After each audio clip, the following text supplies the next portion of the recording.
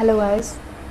Hello guys, this is Devasmita and it's been a while that I haven't posted any videos regarding literature. But today it's very special because I am going to cover a special topic, that is a short story regarding your CHSE plus 2 syllabus, that is Mystery of the Missing Cap. Mystery of the Missing Cap by Manoj Das. This video will contain, at least from now onwards, every Thursday I am going to upload videos regarding the 5-minute summary of each and every short story related to your plus 2 syllabus. So stay tuned for that. So before going further, I would like to tell you that summary you will get each and every minute detail of the subject, plus it will help you score better in your examination next upcoming 2024 CHSE Odisha examination. So let's start. Okay. So the writer of the story is Manoj Das. He has written Mystery of the Missing Cap.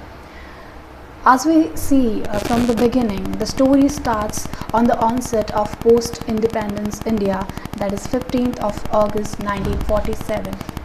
Yes guys, the story starts on the evening of India when India achieves independence in 1947.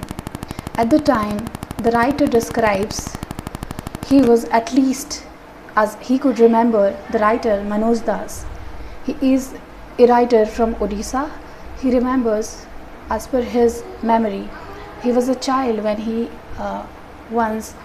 he often visited his uncle's place, where he had witnessed all these people, all these characters that he has lived his life, or he has seen those real characters and has described the story accordingly. So guys, there are 3 main characters in this story, starting from the narrator or the writer. The narrator has himself experienced all of these things and starts describing how it has changed the course of their lives, plus it has touched, or how he could remember each and every detail that he has experienced in his childhood. From the beginning that we see, from the start, as we can say, 3 characters are there. The first character is Mr. Maharana. Now who was Mr. Maharana? Mr. Maharana was a person who was from the uncle's village of the narrator or the writer, and who was a very reputed person. He was very reputed, respected in his area. He was not only a well-to-do rich person, he was not only a wealthy person, rather he was a generous, kind and conscientious person. He helped each and everyone in the village and nearby villages. He had a good name for being not only a rich but also a person who was rich by heart. Now talking about Mr. Maharana, he had 2 ponds of fishes. He was into the business of fisheries, and he had 2 ponds where he was doing the fishery business. Plus he had numbers of cows where he was taking well care of them. This was all about the first character, that is Mr. Maharana. Mr. Maharana also had a pakka house, which was the center of attention for the villagers, because that represented a pakka house in at least the nearby 20 villages. That means Mr. Maharana had a pakka house in an area of 20 villages. His house became a tourist attraction place for the villagers. Whoever would be passing by, they would be looking at his house like, this is something kind of unusual to look at. Plus on the evening of independence, it was looking like it is a symbol. People were looking at Mr. Maharana's house as a symbol of independence, because it was white in color and it was elegant. Obviously, imagine having a pakka house in an area of 20 villages. That is in itself a biggest achievement. Now talking about our second character, that is our MLA Babu Veer Kishore. Now talking about this character, he is a very funny person. From the beginning, as the story progresses, we will see who was MLA Babu Veer Kishore. People expected him to be something else, but he later turns out to be something else. From the beginning, we will see that Mr. Emile he was hailed, or he hailed from the Department of Fisheries and Fine Arts. He was a member of Legislative Assembly. He was a MLA. Then he hailed from the district of, that is Mr. Moharana. Coincidence. He hailed from his district and he was a politician. These are the two characters along with the narrator or the writer, who was very tiny, he was very small, probably a teenager, merely or maybe 12, less than 12 or 13 years of age when this story actually happened.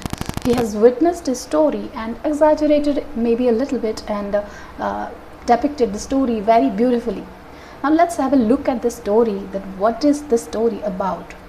So once in a village there was living this kind, generous, humble yet rich person, that was Mr. Moharana, who was known for his humility, for his generosity, for his kindness, for his conscientiousness, thoughtfulness throughout, not in the village but also in the nearby villages of 20 villages. Why? Yes, because he had a pakka house, he had a white house, and the narrator is talking about a story which represents, or which starts on the onset of, on the evening of Indian independence, that is 15th of August 1947. At the time when India got independence, each and every villager, each and every people, they got much more enthusiastic, they got much more motivated at the time. And we see that Mr. Moharana was also not an exception to it. From the unit 1 that we will see in the CHSE syllabus, the writer pleads this to, makes a plea, he makes a plea to all the people, all the readers, that do not go that much of harsh, do not criticize these two characters that I am going to describe. So the writer has made it very clear not to criticize all these two characters from the very beginning. Then later we will see during the course of the story, we have seen the description of Mr. Moharana. Now we will come to how these two characters are linked to each other. Okay, we from the earlier times we get to know that how there were 4 castes, mainly Brahmin, Kshatriya, Shudra and Vaisyas, according to our pre-independence India. But later, after independence, there emerged a greater caste, there emerged a greater thing that people were much more motivated to look up to. That was the thing known as patriotism. Yes, patriotism was the new caste that emerged after independence, and people were like looking forward to being a part of it. They wanted to join the nationalistic movement, they wanted to serve the nation, as much as they were influenced by great leaders like Gandhiji, Nehruji and Sardar Vallabhbhai Patel. So these are the nationalists by whom they were much more motivated. And talking about the story itself, that is Mystery of the Missing Cap. Talking about the story, the title, that is cap, it is about a cap which is missing, right? The title suggests itself. But the cap here, there is a reference, it is a reference to the Gandhian cap that people wear, or the Gandhian topi that people were wearing at the time of independence. From the beginning we will see as the narrator, as the writer please us, he try to tell this, indicate this through from the passage 1 itself, from the first unit itself, that try not to be harsh towards while judging these two characters. Then later on we will see how from the course of the action, how the story progresses. Mr. Moharana, who was a wealthy person and a reputed man in his village, he wants to now join politics.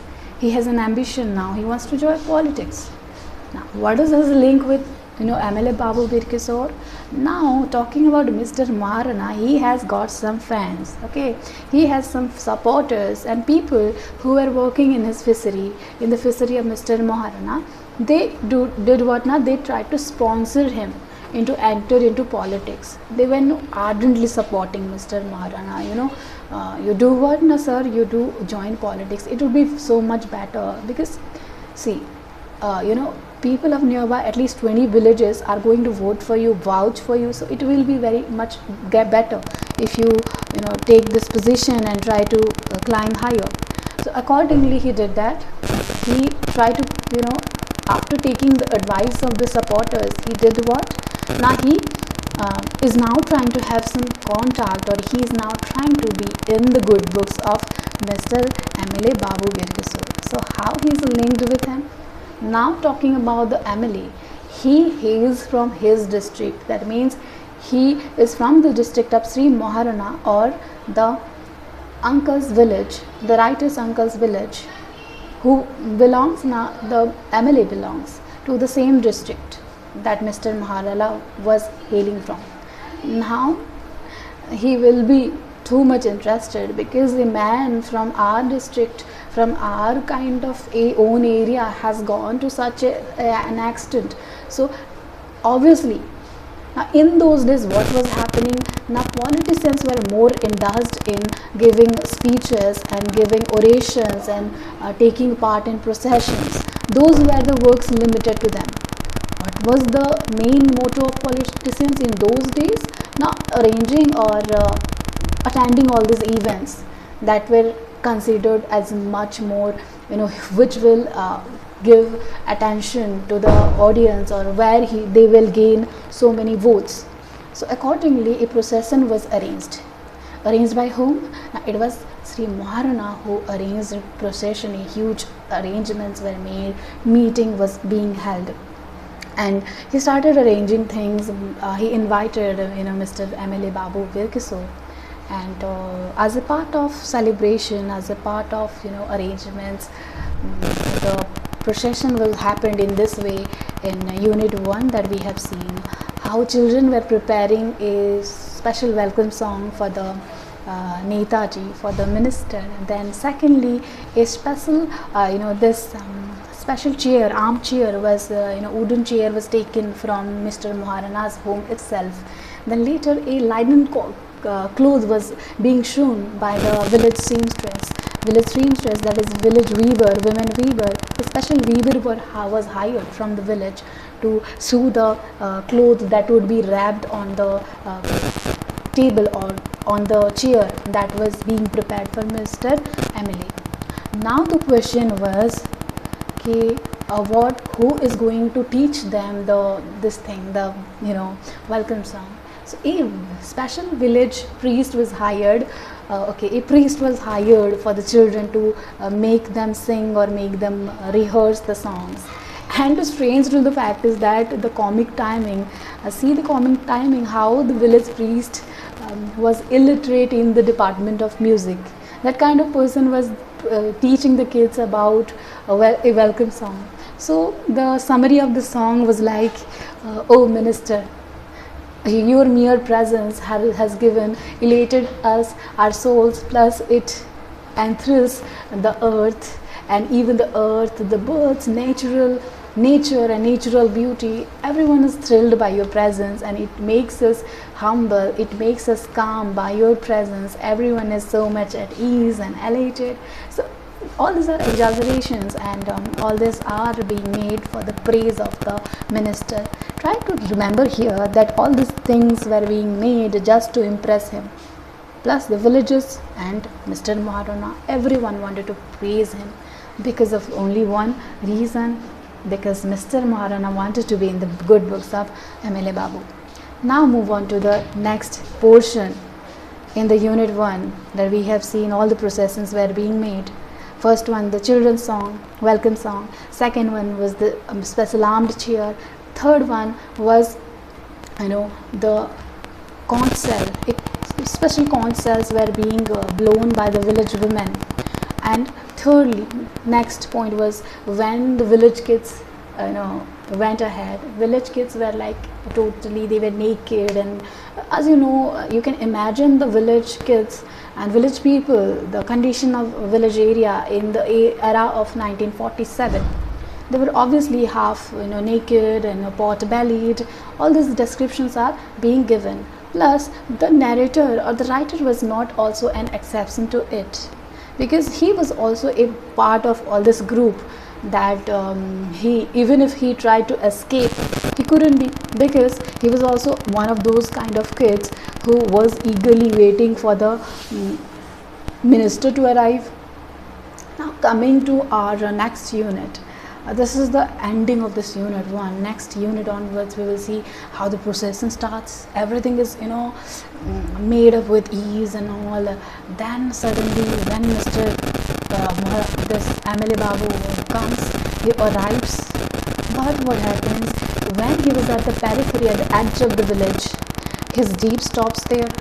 Even it was not the destination, so he mistakenly takes a leave. He mistakenly takes a footstep outside of the jeep, but then hurriedly again he had to told by the managers, that is, no, you have to go back, this is not the destination. So imagine the kind of hodgepodge that would be going on, that the minister had to again go back to his jeep because it was not the destination. The destination was at least 100 meters away from where they had stopped.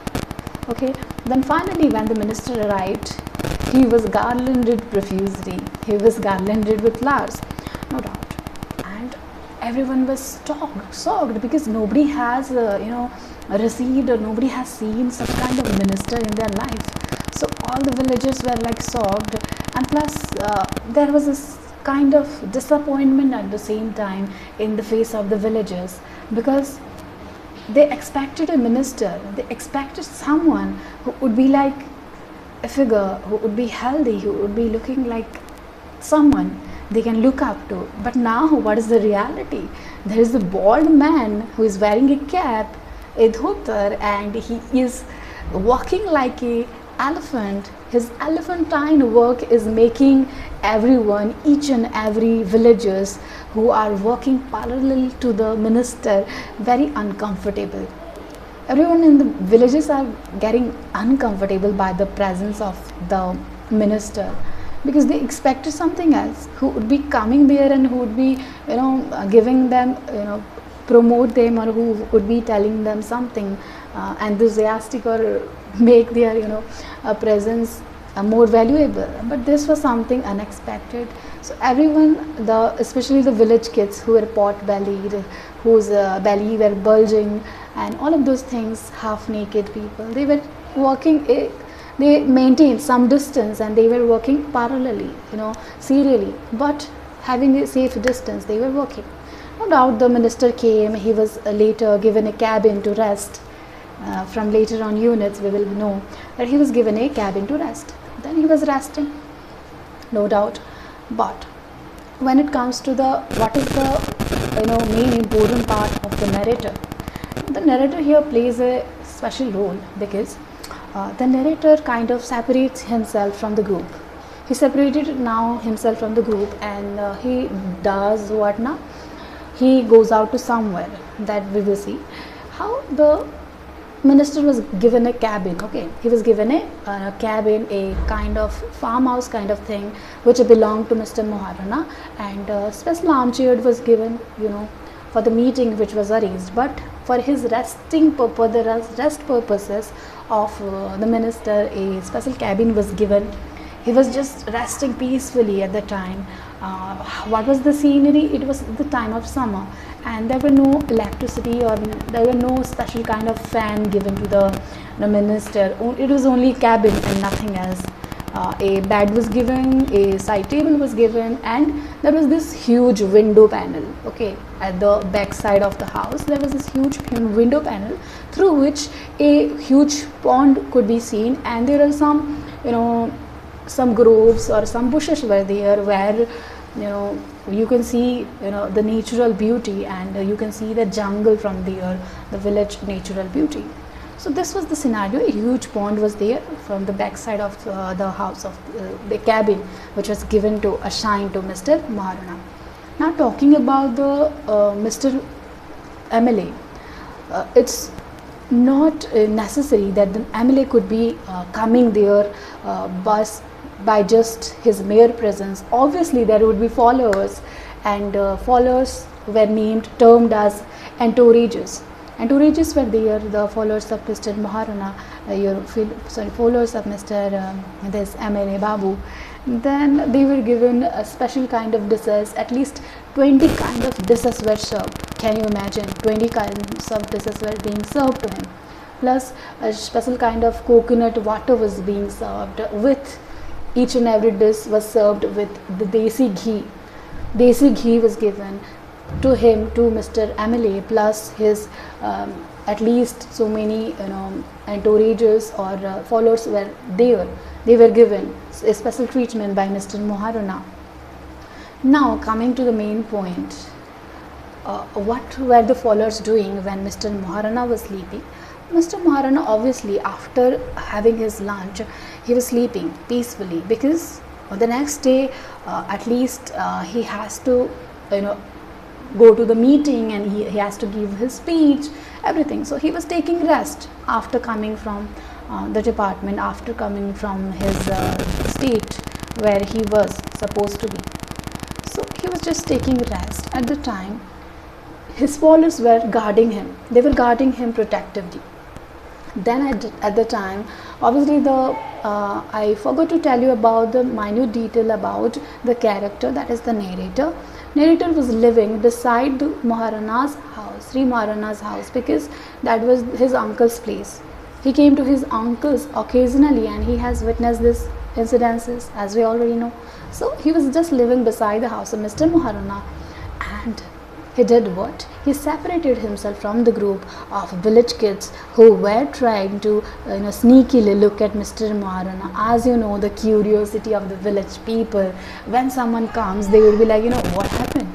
They will be like, something must have happened. So obviously there was this bulge of curiosity that was going on. Later on we will see how this character, that is our narrator, he is trying to sneak into the cabin of Mr. MLA, because he was much curious. He was inquisitive about this this Mantri, how he would be taking rest, how he would be such a VIP, such a very important person, such a the most amazing person that he has witnessed in his life. So in order to gain some information, okay, what is this person like, what does he do, and how he eats, how he sleeps, so he wanted to know everything about this person. So later on he did what? Now he sneakily goes through the window panel of this MLA. Now where was this window panel? It was at the back side of the house, where the guards or the followers were not there. Then we see that how this person, our writer, by his quick wittiness, he witnesses there is this huge man, bulgy, elephantine man who is sleeping, and he's snoring, and he's nothing special. He gets disappointed. He was thinking like there must be a person having peacefully he would be sleeping like a Maharaja, like a king, but no, this is a man who has a huge bald head with a huge pillow, and there is nothing special about him. Now he gets disappointed, and he witnesses there was his cap that was being rested at the table. At the table there was his cap. Then suddenly, out of nowhere, out of the blue, there comes a monkey. Yes, there comes a monkey, and he suddenly tries to catch away. He snatches away the cap and suddenly vanishes into the thin air, vanishes into the groves. He vanishes. The monkey vanishes. Then later on, the writer was the narrator, the writer. He was a very tiny guy of 11 or 12. He gets surprised that what is this happening? Should I yell? Should I say something? Should I react? No. He didn't say anything because of two reasons. First one is because he didn't want to wake up this minister who is just resting peacefully. He didn't want to interfere the snoring of the minister. Second option would be no, he didn't want to cause any harm to the monkey. Let me tell you about this little history about this monkey, because this monkey is very special. This monkey is very special because this monkey is the half domesticated pet animal of which person? Yes, it is Mr. Maharana. That monkey belonged to Mr. Maharana, and that monkey's name was Chandu. So we have a new character named Jhandu, who is the special character in this story and who also plays a very important role in shaping the course of the story. Do remember that. So because of Jhandu, the whole story changes, or this conflict is arising, and it is the mystery that is going to reveal later that it is Jhandu who has taken the cap, who came out of the blue from the window panel and suddenly took out the cap of the minister and vanished into the thin air, into the grove, into the bushes. Now the writer has witnessed everything, he has seen everything, but he is not able to say anything to anyone. As we know, because of two reasons. He is the beloved pet of Mr. Maharana. As you know, there could be severe consequences when it comes to the minister, because he has taken the cap of a minister who is a reputed person. He is not something an ordinary person. So later on, as the story progresses, this writer just departs from that area, from the window panel silently without uttering anything. He gets stupefied, he gets numbed out of utter surprisement. He didn't utter anything because he was so shocked. Even that too, he was sneakily looking at the minister. That too was a kind of sin which he shouldn't do. He was kind of spying on the minister. From later on, we will see that how this mystery of the missing cap is going to be turned into a huge controversy, because the moment everyone notices that the minister has lost his cap and someone has stolen the cap, it becomes a huge thing for everyone. Everyone in the village kind of get disappointed. They kind of are in a rage that who has taken the minister's cap. It is such an important issue because everyone thought that the minister's cap represented the mukut, the crown of a king. So how can a crown of a king be stolen? People thought a good fortune would be levied upon someone who has taken the cap. That's why people have taken the cap. Some people spread this rumor that someone has taken the cap and it must be someone from the opposition party, because they want to look down upon the minister and they are showing a threat. See, they consider our minister a threat. That's why the opposition party has taken the cap. But it was not the truth. Even the village kids with whom the narrator was traveling, whom the narrator was playing across, they also spread this rumor that whoever has taken this cap, that person is going to be hanged on the banyan tree. Okay, that was the rumors that the kids were spreading across in the village. Later on, a thorough search was being made. Police made a thorough search. They was looking after the matter very seriously. Later on, we will get to know there was no conclusion. There was no sign of any theft, and nobody came there. So how can they derive at a conclusion? It became a mystery.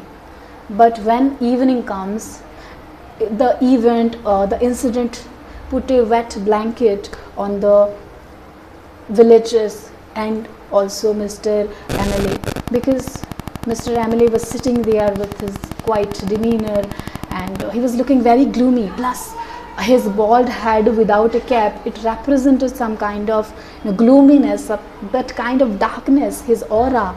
It was looking very sad, and everyone could understand that a serious grave thing has happened. When you enter into the cabin of Mr. MLA, you could feel that kind of darkness, that kind of sadness by the mere presence of his bald head without the cap being up on his head. Later on, we will see how the intermittent coughing was seen. There was no sound. There was pin drop silence around the cabin of minister. There was only sound could be heard was the intermittent coughing of the minister. Later on, as the story progresses, we will get to know, we will unbundle the things. Mr. Maharana got very serious, he was angry. He couldn't do anything. He was feeling helpless because it is him who has invited the minister and he has to take the responsibility, right? So obviously he would be very tensed. Later on he did what? Now it is described in the story as he was shivering, like he was looking like some kind of an ice cube who would be melting down, very quickly. He was looking like his shivering, his sweating, profuse sweating was compared to an ice cube who was melting slowly and gradually. Later on we will see how when the story progresses, this Mr. Maharana was informed by the writer. The writer was in a constant dilemma, right? Because earlier who was sneaking, he was spying on the minister. He didn't want to get caught. Secondly, he didn't want everyone to know that it was Jhandu who has taken the cab. Thirdly, he was very shocked. He didn't want to wake the minister up from snoring.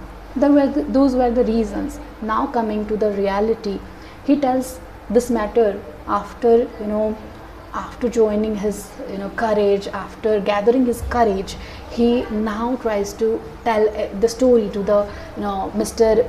Maharana. Now when Mr. Maharana hears this shocking story from this little guy, he gets a kind of relief. He gets relieved, but at the same time he gets more tensed because now the life of his beloved monkey is in danger. Now talking about the backstory of this monkey, who is this Jhandu or the monkey, the half domesticated animal of Mr. Maharana. This Jhandu is the son of a monkey whom Mr. Maharana was taking care very nicely. There were actually two monkeys. One was the mother of Jhandu and another was Jhandu himself. So when he went out for some occasion, out of station for some days, people thought whatever came in their head. Some people killed the mother of this monkey. So from that situation, from that onwards, some kind of guilt has already there in the heart of Mr. Maharana, that he has to take care of Jhandu very seriously and very properly. From that day onwards, he has taken him as half domesticated, because here half domesticated means that he was also a monkey who was halfly living in the jungle. At the same time, he also belonged to this home, or he was also in the house of Mr. Maharana where he was living, Jhandu was living. So because of this backstory, he had this emotions connected with Jhandu. Now he can't let him be in the face of danger, as he knows the consequence that even the minister and his wingman, his followers and toragers can take the life of Jhandu. Now this was also a problem. Now he thinks very seriously. Now the time comes when the procession would be starting. Now the time for procession starts, and the minister does what? Now he goes bareheaded. He decides, no, I will do what? I will go bareheaded and I will not wear the cap. So obviously he is not going to wear the cap. He goes there in the stage bareheaded with his naked head, which was looking very sad, by the way, to tell you. Now, as a host of this meeting and as a chairman of this reception committee, or chairman of this meeting committee, procession committee, this Mr. Maharana, he starts the speech. As he was he was the host for the meeting or this reception. He starts the speech. He gives the speech at least for 1 hour. His speech continues for 1 hour, and in this 1 hour speech, the content contains all the achievements and lifetime life story of the minister. He starts by being thankful to the minister's parents, how the parents of the minister should be very grateful, or they are they deserve so much of importance in the lives of us, because we should be thankful to the parents of Mr. MLA, because it is because of them we have got such a huge figure in front of us. That was one thing. And he started narrating the stories which were even unbelievable to the minister, because The minister also couldn't believe that he's the person that Mr. Maharana is talking about. What is this man talking about? Even exaggerating, he is just making up stories just in the praise of Mr. Maharana. So in this speech, he pauses for a while, then he starts describing about the reality of this cap, who has taken this cap. Now when he starts his speech, he says, okay, people, do not be afraid, okay, don't be panicked, and whatever anger that you have towards the thief, towards the person who has stolen the cap, calm down a little bit, because it's nobody that has taken the cap. Nobody has taken the cap. No, it is someone. It is not someone from the opposites. It is not someone who wants to, be crowned by the minister's cap or wants the king's cap. No, it is someone who is an ardent fan of the minister, who is a huge admirer of minister, and he has taken the cap as a souvenir, as a memory. He wants to keep this as a memento, as a special, to take this cap as a form of souvenir, and he will keep that cap as a gift from the minister. That's why that person has stolen the cap. Everyone was shocked because everyone thought the rumors to be true. Now suddenly there is an admirer of Mr. Maharana, so everyone was shocked, obviously. Then he paused for a while and he starts taking out from his pocket rupees of 101 from his handkerchief. He puts out from his pocket a coin of 101 and shows it in front of the audience and gives it to Mr. MLA Babu with reverence. He bows down and submits this 101 rupees in his handkerchief in front of the minister and starts saying, "This are the gift. This is the gift that is given by your admirer, your friend, who has told me personally not to reveal his identity, and also added to use this money for the welfare of the fisheries department that is Mr. MLA Babu belongs to." So by this utterance of Mr. Maharana, the minister gets very surprised, and he is very happy at the same time. He believes something good has happened and it is something to be proud of. Obviously he has a fan following. Obviously the people were surprised for two reasons: firstly by the great quality of the minister, secondly by the devotion of this fan who has taken the cap, because obviously when he will take the cap by the presence of the minister, he will say, no, you can't take the cap. That's why he has stolen the cap in the absence of the minister. Now the minister declares in front of all this, at least 5,000 people have gathered at that occasion. He informs all this in front of this, declares in front of this all these 5,000 people that he will remain bareheaded, naked-headed throughout his reception, and he will not wear another cap. For what? Not to give dedication in a form of dedication to the person, as a form of homage to the person who has stolen the cap, or to the fan that is a huge admirer of the minister.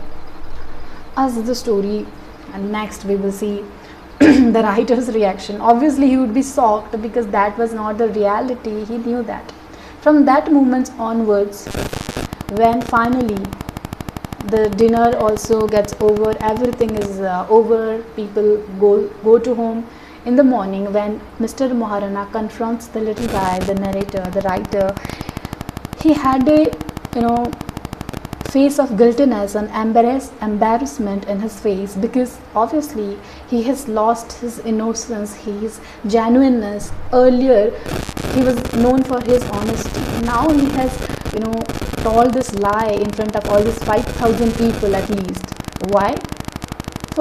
One is to save the first thought to the writer that came at the time was, Mr. Maharana has sacrificed all this money for whom?